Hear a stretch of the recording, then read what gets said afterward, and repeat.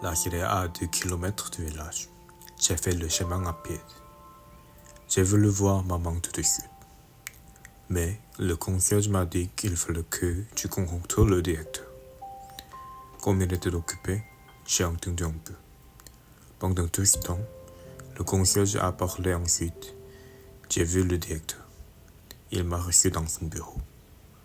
C'était un petit vieux avec la Légion d'honneur. Il m'a regardé de ses yeux clairs.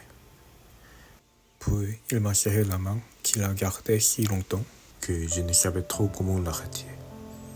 Il a consulté un dossier et m'a dit « Madame Merceau est entrée ici il y a 3 ans. Vous étiez son seul soutien. » J'ai cru qu'il me reprochait quelque chose et j'ai commencé à lui expliquer. Mais il m'a interrompu. « Vous n'aviez pas à vous justifier, mon cher enfant. J'ai lu le dossier de votre mère. Vous ne pouviez subvenir à ses besoins. Il lui fallait une garde. Vos salaires sont modestes. Et tout qu'en fait, elle était plus heureuse ici. » J'ai dit « Oui, monsieur le directeur. » Il a ajouté « Vous savez, elle avait des amis, des gens de son âge. Elle pouvait partager avec eux des intérêts qui sont dans d'autres temps.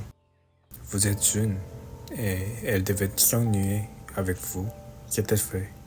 Quand elle était dans la maison, maman passait son temps à me suivre des yeux en silence. Dans les premiers jours où elle était dans l'asile, elle pleurait souvent. Mais c'était à cause de l'habitude. Au bout de quelques mois, elle aurait pleuré si on l'avait retirée de l'asile. Toujours à cause de l'habitude.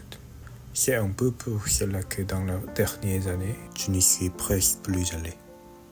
Et aussi parce que cela me prenait mon dimanche. Sans compter l'effort pour aller à l'autobus, prendre des tickets et faire 2 jours de route.